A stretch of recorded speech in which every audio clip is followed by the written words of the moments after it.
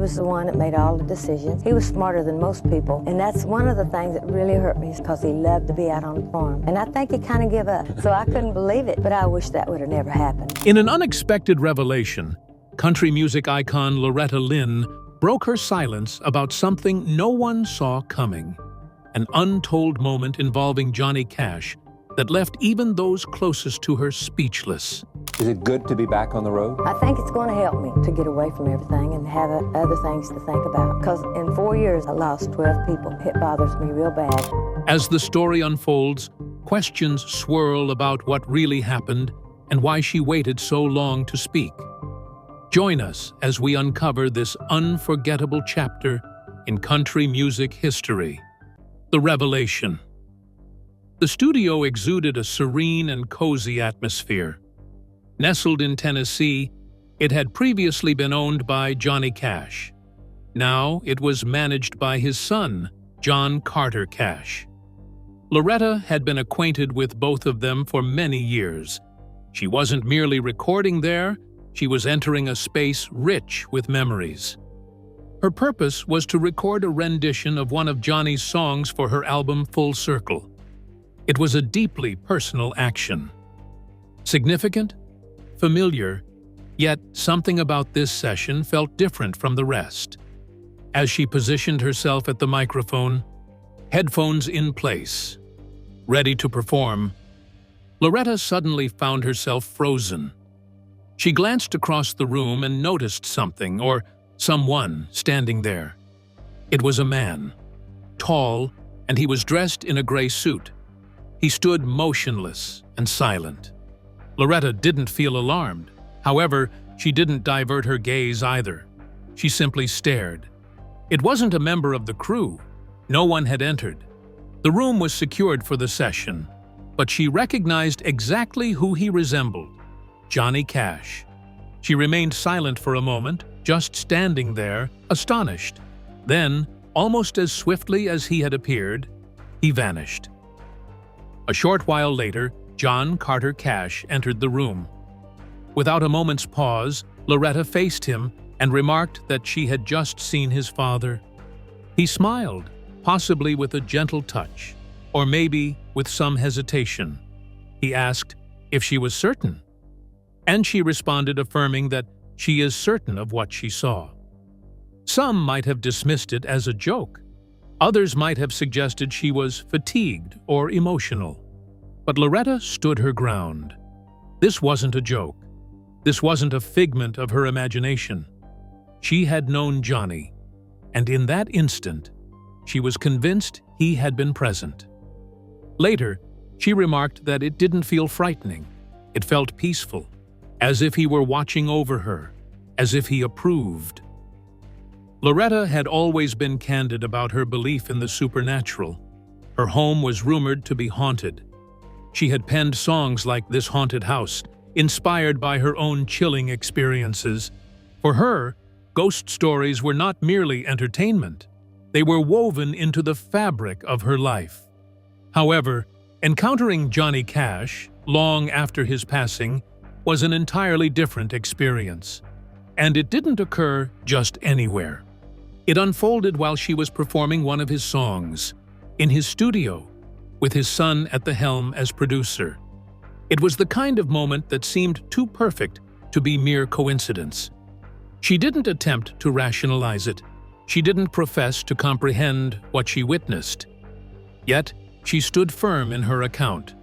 In interviews, she expressed clearly that she had seen him. John Carter never validated the experience, but he also never refuted it. The way he gazed at her, she recounted, conveyed enough. Perhaps he believed her. Perhaps he had sensed it too. The encounter was not theatrical. It didn't feature slamming doors or flickering lights. It was subdued, odd, and unforgettable. Loretta didn't require anyone's belief. She wasn't on a mission to persuade the world. She merely recounted what she had seen. For her, it transcended a ghost story. It was a deeply personal moment, a spiritual experience, a sign that perhaps the connections we forge in this life endure beyond death, And following that day, the recording session progressed. Yet, the atmosphere in the room had transformed. Something had altered. Whether it was real or a figment of imagination, that moment lingered with her.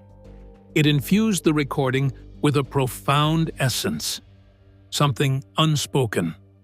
Years later, when people inquired about it, she remained steadfast in her narrative. She didn't exaggerate it. She simply conveyed the truth as she perceived it.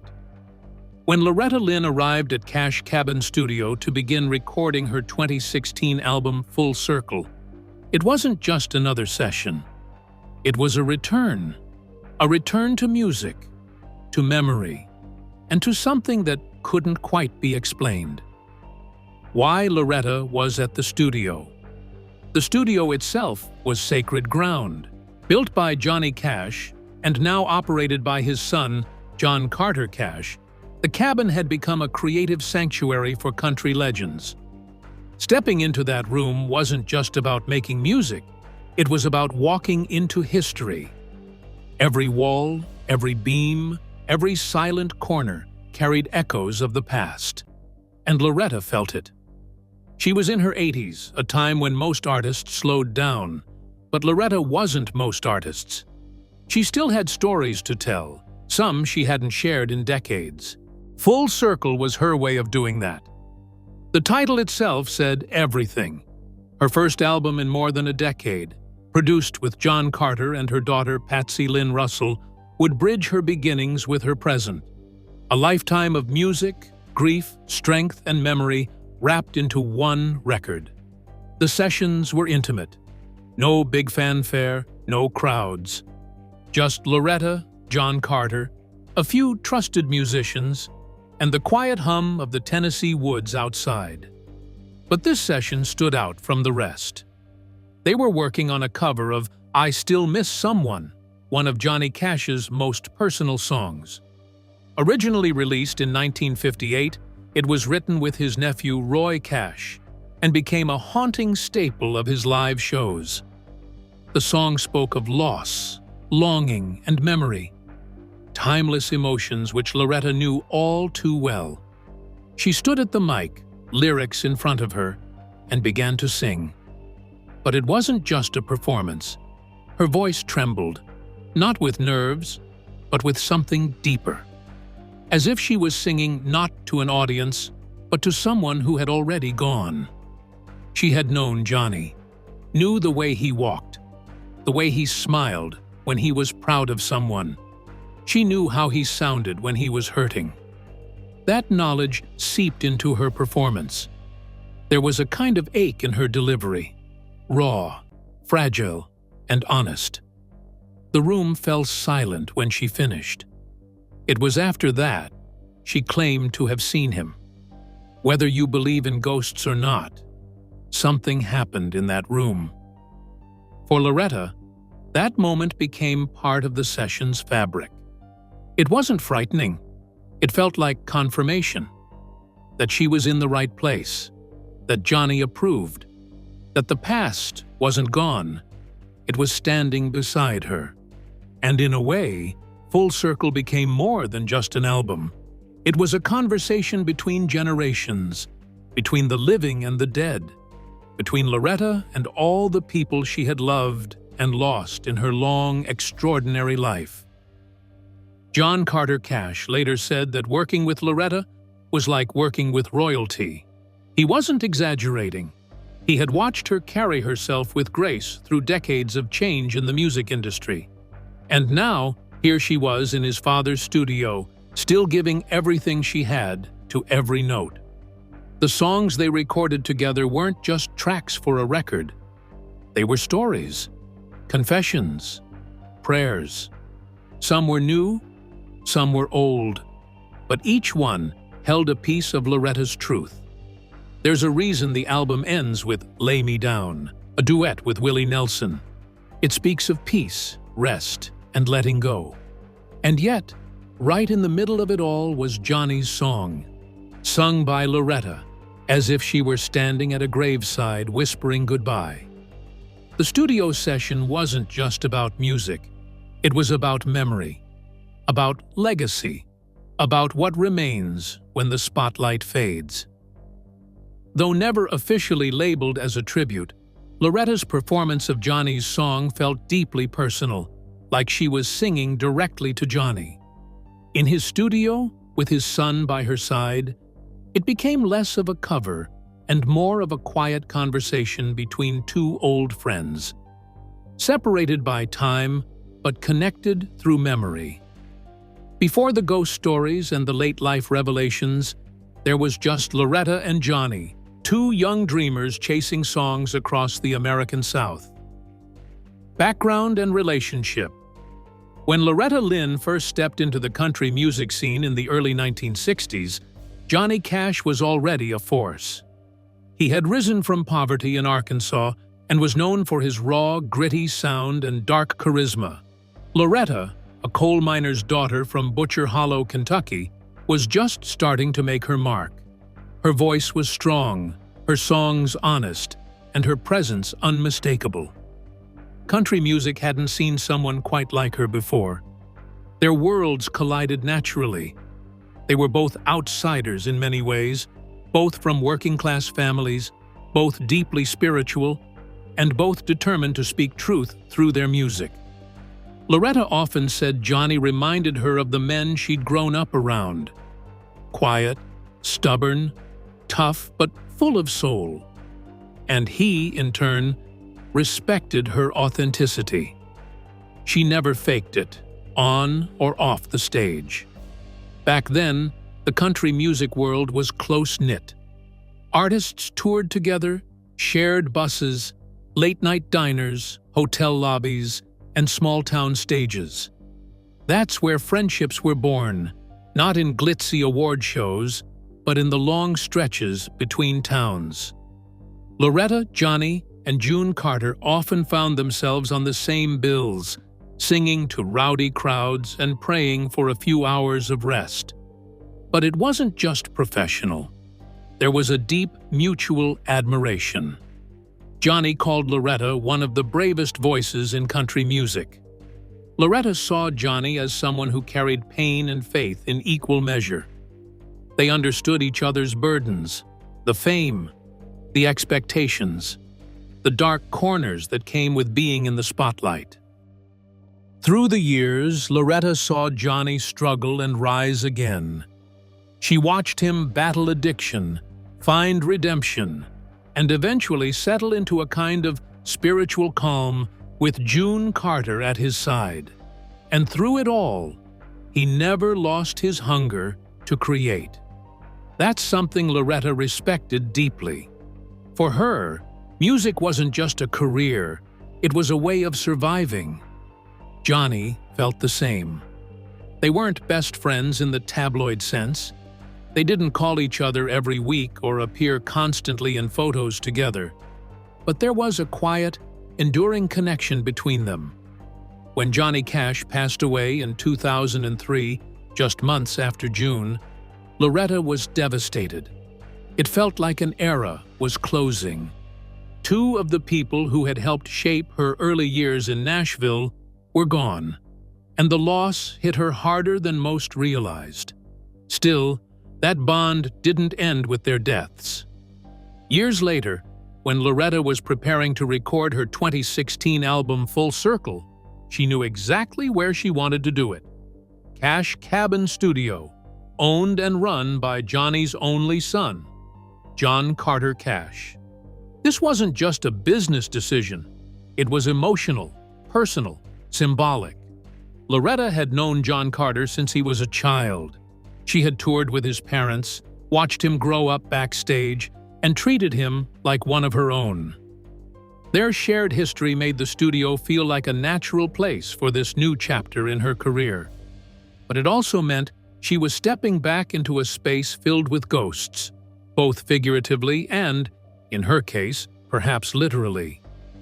Recording there brought the memories flooding back.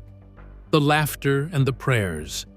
The times she, Johnny, and June would swap stories or harmonize backstage. There was comfort in that space. It felt safe, familiar. As she stood in the same room where Johnny had recorded some of his final work, Loretta felt his presence. And when she later saw what she believed was his spirit, it didn't surprise her.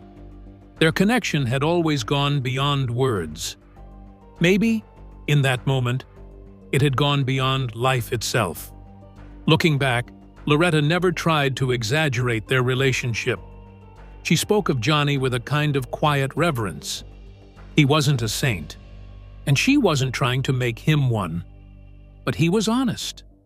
He was loyal, and he had a spirit that didn't disappear just because his body did.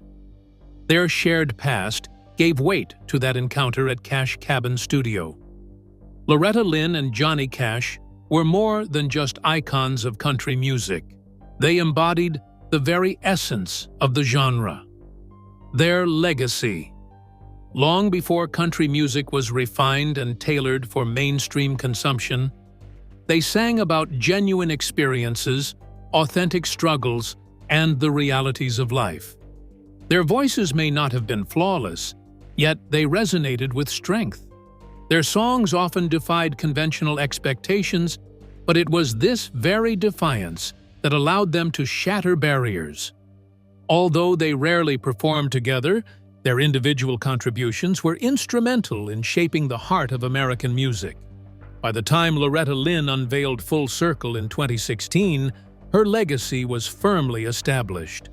With a remarkable career spanning over 6 decades, more than 45 million records sold, and a repertoire that transformed the standard for women in country music, she made history as the first female recipient of the Country Music Association's Entertainer of the Year award. Her accolades include induction into the Country Music Hall of Fame, 4 Grammy Awards, and the prestigious Presidential Medal of Freedom. Johnny Cash's influence was equally profound. Famously known as the Man in Black, he was a maverick with a purpose. He hosted his own variety show, advocated for prison reform, championed the voiceless, and effortlessly transitioned between country, rock, gospel, and folk genres. He was among the select few artists honored with induction into the Country Music Hall of Fame, the Rock and Roll Hall of Fame, and the Gospel Music Hall of Fame. They hailed from various regions of the South, Johnny from Arkansas, and Loretta from the coal fields of Kentucky. Yet they possessed a working-class resilience and spiritual strength that shaped not only their music, but also their impact. Loretta addressed topics that few women dared to discuss on the airwaves. Her songs, such as The Pill, Don't Come Home a-Drinkin', and Rated X, were daring, contentious, and even banned in certain areas, yet they resonated with truth. She represented women who felt voiceless, women who labored, who made sacrifices, and who were weary of being muted. In his own unique manner, Johnny echoed this sentiment. His music articulated the struggles of prisoners, veterans, Native Americans, addicts, and those grappling with their beliefs. Tracks like Man in Black, Folsom Prison Blues, and Sunday Morning Coming Down were unvarnished. He aimed for authenticity rather than polish. Together, they sang for the marginalized, the overlooked, the imperfect, and that's what rendered them unforgettable. Their musical legacy transcended the boundaries of country radio. Johnny influenced rock musicians such as Bob Dylan, Bruce Springsteen, and U2. Loretta opened doors for every bold female artist who followed in her footsteps, from Dolly Parton to Miranda Lambert. Their music was deeply rooted in traditional country, featuring acoustic guitars, fiddles, and gospel harmonies. Yet they embraced change. In his later years, Johnny explored electric sounds, protest songs, and minimalist acoustic performances. Loretta ventured into feminist topics, collaborated with younger talents like Jack White, and continued to record well into her 80s. Throughout their journey, they remained faithful to their style of music. They were not mere products of the industry, they were storytellers, songwriters, performers who embodied the lyrics they delivered. Although they didn't produce many official duets, their musical journeys were always interconnected. They shared stages, recording studios, and friendships that lasted for decades. Behind the scenes, they were integral to the same movement, one that transformed country music into something more profound than mere twang and heartbreak. They infused it with heart. They infused it with truth. Their bond also represented a significant truth about legacy, that it's not solely about what you record, but how you embody what you record. Loretta and Johnny never claimed to be flawless. They wrote candidly about addiction, heartbreak, spiritual uncertainty, marital challenges, and sorrow. They invited the audience into the most shadowy aspects of their lives, and that openness solidified their enduring legacy. As the industry evolved around them, shifting toward shinier, more commercial sounds, they remained steadfast. Loretta continued to record with steel guitars and authentic vocals. Johnny, even in the twilight of his life, was producing bare-bones covers of tracks like Hurt, reminding audiences that genuine music is timeless. Their influence is palpable today. Artists such as Casey Musgraves, Chris Stapleton, Brandy Carlile, and Sturgill Simpson all weave elements of Loretta and Johnny into their creations. This influence extends beyond sound. It embodies the spirit, the bravery to speak the truth, even when it makes others uneasy. The echoes of their legacy resonate in contemporary country music. The storytelling, the simplicity, the soul. One can draw a direct connection from Loretta and Johnny to the Americana revival, outlaw country, and even the modern country pop fusions. They broadened the genre's horizons while remaining true to its roots. Yet, perhaps their most significant legacy is this: they humanized country music. They reminded people that songs are not merely entertainment. They are a means of survival. They serve as confessions. They represent resistance. And when executed authentically, they can transcend time. Even after their passing, both of their careers continued to influence the genre. Johnny's last recordings with Rick Rubin introduced him to a new audience who had never experienced his live performances. Loretta's later albums, particularly Van Leer Rose and Full Circle, served as a reminder that truth is ageless. Their induction into various halls of fame was more than a mere formality. It was an acknowledgement of their cultural significance.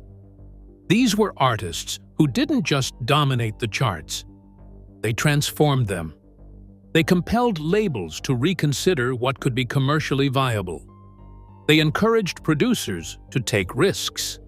They inspired fans to think, feel, and remember. Johnny Cash passed on September 12, 2003, from complications related to diabetes, just 4 months after the demise of his wife, June Carter Cash. Loretta Lynn passed away peacefully in her sleep on October 4, 2022, due to natural causes. Their deaths marked the end of an era in country music, but their legacy continues to inspire generations of artists and fans around the world. Together, they carved a path for artists who dare to be real, and their influence continues to shape the sound and soul of country music today. If you enjoyed this video, like and subscribe, and also click the next video shown on your screen.